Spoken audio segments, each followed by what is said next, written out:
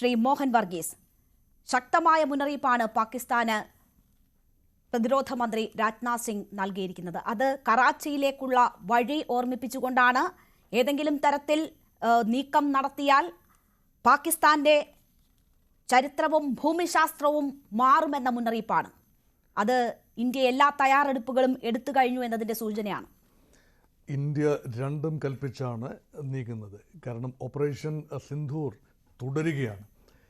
അപ്പോൾ അവിടെ പാകിസ്ഥാനുമായി ബന്ധപ്പെട്ട എന്ത് പ്രകോപനവും ശക്തമായ തിരിച്ചടി നൽകാനുള്ള ഒരു മാനസികവും മിലിറ്ററിസ്റ്റിക്കുമായ തയ്യാറെടുപ്പിലാണ് ഇന്ത്യ. അതുകൊണ്ടാണ് ഇവിടെ രണ്ട് പ്രധാന സംഭവ വികാസങ്ങളാണ് ഇത്തരുണത്തിൽ പരിഗണിക്കേണ്ടത്. ഒന്ന്, പാക് അധിനിവേശ കാശ്മീരിൽ POK-യിൽ ഇപ്പോൾ നടക്കുന്ന ജനകീയ പ്രക്ഷോഭം. നമുക്കറിയാമല്ലോ, ഇത് പ്രക്ഷോഭങ്ങളുടെ കാലമാണ്. ജൻസി പ്രക്ഷോഭം നേപ്പാളിൽ നടന്നു, ബംഗ്ലാദേശിൽ ഭരണമാറ്റമുണ്ടായി, ഇന്ത്യയുടെ ലഡാക്ക് പ്രദേശത്തെ ഒരു പ്രക്ഷോഭമുണ്ടായി. ഇതെല്ലാം തന്നെ വ്യത്യസ്തമായ കാരണങ്ങളാലാണ് ഉണ്ടാകുന്നതെങ്കിലും പാക് അധിനിവേശ കാശ്മീരിൽ ഉണ്ടായ ആ ഒരു ജനകീയ പ്രതിഷേധം അത് വളരെ ജൈവികമായ സ്പോണ്ടേനിയസ് ആയ കാരണങ്ങളാലാണ്. അടിച്ചമർത്തലുകൾ, വലിയ രീതിയിലുള്ള മനുഷ്യാവകാശ ലംഘനങ്ങളും ആർമി അട്രോസിറ്റീസും അടിച്ചമർത്തലുകളുമാണ് കാശ്മീരി ജനതയ്ക്ക് നേരെ, അതായത് പാകിസ്ഥാൻ അനധികൃതമായി പിടിച്ചു വച്ചിരിക്കുന്ന പാക് അധിനിവേശ കാശ്മീർ. അവിടെ ഏതാണ്ട് 30 ലക്ഷത്തോളം ജനങ്ങളുണ്ട്. അപ്പോൾ അവരുടെ സ്വാഭാവികമായ പ്രതിഷേധം അത് മുസഫർബാദിലൊക്കെ വൻ പ്രക്ഷോഭമായിരുന്നു. അവർ ലോങ് മാർച്ച് നടത്തുകയാണ്. ആ ലോങ് മാർച്ചിനെതിരെ high handed approach government of Pakistan സ്വീകരിക്കുന്ന കാഴ്ച കാണുന്നു. പ്രക്ഷോഭം പാകിസ്ഥാൻ സൈന്യത്തിനെതിരെ കൂടി തിരിയുന്നു. അതാണ് ഒരു സംഭവവികാസം. രണ്ടാമത്തെ സംഭവവികാസം അതിർത്തിയിൽ, പ്രത്യേകിച്ച് ഇങ്ങ് തെക്ക് ഗുജറാത്ത് അതിർത്തിയിൽ, ഗുജറാത്തിൻ്റെ, ഇന്ത്യയുടെ പടിഞ്ഞാറൻ സംസ്ഥാനമായ ഗുജറാത്തും പാകിസ്ഥാൻ്റെ തെക്കൻ പ്രദേശമായ സിന്ധും തമ്മിൽ അതിർത്തി പ്രദേശമാണ് സർക്രീക്ക് മേഖല. അതൊരു ഇക്കണോമിക് സോൺ കൂടിയാണ്. ഏതാണ്ട് 250 ചതുരശ്ര കിലോമീറ്റർ വരുന്ന ഒരു സ്പെഷ്യൽ ഇക്കണോമിക് സോണാണ്. അവിടെയാണ് കടലകത്തേക്ക് കയറി നിൽക്കുകയാണ്. വേണമെങ്കിൽ അരുവിയാണെന്ന് വേണമെങ്കിൽ പറയാം. ഒരു 96 കിലോമീറ്റർ ദൈർഘ്യമുള്ള ഒരു ക്രീക്കാണ്, ഒരു അരുവി ഒക്കെയാണ്. അത് ടൈഡൽ വേവ്സ് വരുമ്പോൾ അവിടെ ജലസാന്നിധ്യം ഉണ്ടാകും, അല്ലാത്തപ്പോൾ ജലം ഇറങ്ങിപ്പോകും.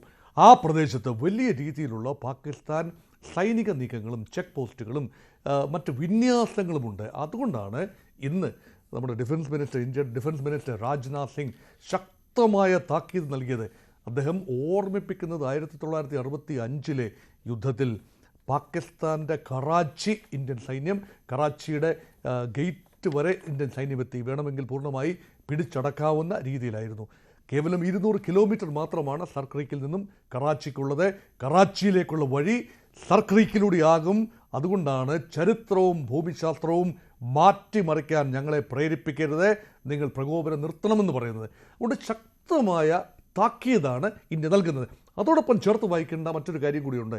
പാകിസ്ഥാൻ്റെ 5 പ്രധാനപ്പെട്ട പ്രവിശ്യകളിൽ 4ലും കലാപകലുഷിതമായ അന്തരീക്ഷമാണ്. അതിലേറ്റവും പ്രധാനം ബലൂചിസ്ഥാനിലെ സംഭവവികാസങ്ങളാണ്. ബലൂചിസ്ഥാനിൽ വലിയ തോതിലുള്ള ഈ ധാതു നിക്ഷേപങ്ങളുണ്ട്. ആ ധാതു നിക്ഷേപങ്ങളിലാണ് ഒരുപക്ഷെ അമേരിക്കയുടെ കണ്ണ്. അതുകൊണ്ടാവാം കഴിഞ്ഞ ദിവസം ഈ പറയുന്ന പ്രകോപനമെല്ലാം ഇവിടെ സർക്രീക്കിൽ ഉണ്ടാകുമ്പോഴും പാകിസ്ഥാൻ പ്രധാനമന്ത്രി ഷഹബാസ് ഷെരീഫും പാകിസ്ഥാൻ്റെ മിലിറ്ററി ജനറൽ അസിം മുനീറും അമേരിക്കയ്ക്ക് പോയിരിക്കുകയായിരുന്നു. ഒരു പൊതിയുമായിട്ടാണ്, പൊതിയെന്ന് പറയുന്നത് ശരിയല്ലല്ലോ, ഒരു പെട്ടിയുമായിട്ടാണ് പോയത്, തിരുമുൽക്കാഴ്ചയുമായിട്ടാണ്. ഇതാ താങ്കൾ നോക്കൂ, ഞങ്ങൾ മിനറൽ റിച്ച് ആണ്, താങ്കൾക്ക് വേണമെങ്കിൽ ഖനനത്തിനുള്ള അനുമതി നൽകാം, അമേരിക്കൻ ടെക്നോളജി ലഭിക്കുകയാണെങ്കിൽ ബലൂചിസ്ഥാൻ്റെ മണ്ണിൽ നമ്മൾക്ക് അത്ഭുതങ്ങൾ തീർക്കാം. നോക്കൂ, ബലൂചിസ്ഥാൻ ജനതയ്ക്ക് പാകിസ്ഥാനെ ഉൾക്കൊള്ളാൻ കഴിയുന്നില്ല. അവിടെ വൻതോതിൽ ക്വറ്റ കേന്ദ്രീകരിച്ച് വൻതോതിലുള്ള പ്രക്ഷോഭമാണ് ബലൂച്ച് ലിബറേഷൻ ആർമി. മറ്റൊരു പ്രശ്ന മേഖല ഖൈബർ പഖ്തൂൺഖ മേഖലയാണ്. പഴയ നോർത്ത് വെസ്റ്റ് ഫ്രോണ്ടിയർ പ്രോവിൻസാണ്. അവിടെ പാക് താലിബാൻ വലിയ രീതിയിലാണ് പാകിസ്ഥാൻ സൈന്യത്തിന് നേരെയും പാകിസ്ഥാൻ ഭരണകൂടത്തിന് നേരെയും പ്രതിഷേധം ഉയർത്തുന്നത്. അവിടുത്തെ ജനങ്ങൾ അസംതൃപ്തരാണ്. പാക് മേഖല അസംതൃപ്തരാണ്. ഇപ്പോൾ ഇതാ കാശ്മീരിലും വലിയ സംഘർഷമാണ്. ആകെയുള്ള സമാധാനമുണ്ട് എന്ന് പറയുന്നത് പഞ്ചാബിൽ മാത്രമാണ്. പക്ഷേ ഡോമിനേഷൻ ഓഫ് പഞ്ചാബ്, മറ്റെല്ലാ മേഖലയ്ക്കും മേലെ പഞ്ചാബിൻ്റെ ഡോമിനേഷൻ മറ്റ് മേഖലകൾ അംഗീകരിക്കുന്നില്ല. യഥാർത്ഥത്തിൽ പഞ്ചാബിൽ നിന്നാണ് എണ്ണപ്പെട്ട സൈനിക നേതാക്കൾ വരുന്നത്. പ്രധാനപ്പെട്ട സാമ്പത്തിക സ്രോതസ് പഞ്ചാബാണ്. എല്ലാ ഇക്കണോമിക് ആക്ടിവിറ്റീസും കേന്ദ്രീകരിച്ചിരിക്കുന്നത് പാക് പഞ്ചാബിലാണ്. ആ പാക് പഞ്ചാബ് എല്ലാ ഇടത്തേക്കുമുള്ള സപ്ലൈയുടെ സിംഹഭാഗവും കവർന്നെടുക്കുന്നു. ആർമിയുടെ ഉൾപ്പെടെ ബിസിനസ് താല്പര്യങ്ങൾ പഞ്ചാബിൽ കേന്ദ്രീകരിക്കുന്നു. ഈ റിസൻമെൻ്റാണ് യഥാർത്ഥത്തിൽ മറ്റ് മേഖലകൾ പാകിസ്ഥാൻ സർക്കാരിനെതിരെ നീങ്ങാൻ പ്രേരിപ്പിക്കുന്നത്. അതുകൊണ്ടാണ് പാകിസ്ഥാൻ ഈസ് ഇന്റേർണലി ഡീസ്റ്റെബിലൈസ്ഡ്, കംപ്ലീറ്റ്ലി ഡീസ്റ്റെബിലൈസ്ഡ്. അതോടൊപ്പം തന്നെ കടുത്ത സാമ്പത്തിക പ്രതിസന്ധി കൂടി ചേരുമ്പോൾ ഒരു ഫെയിൽഡ് സ്റ്റേറ്റിനുള്ള എല്ലാ ചേരുവകളും പാകിസ്ഥാനുണ്ട് എന്ന് കാണാം. അവിടെയാണ് ഇന്ത്യ കരുതലോടെ പ്രതികരിക്കേണ്ടത്. തീർച്ചയായും ശക്തമായ മുന്നറിയിപ്പാണ് എന്തായാലും പ്രതിരോധ മന്ത്രിയുടെ ഭാഗത്തു നിന്നും ഇന്നുണ്ടായിട്ടുള്ളത് എന്ന കാര്യത്തിൽ സംശയമില്ല. ശ്രീ എം ഷിനാസ്, നോക്കൂ, ഈ സർക്രീക്കിലെ ഇഷ്യൂ എന്ന് പറയുന്നത് സ്വാതന്ത്ര്യത്തിനും മുൻപ്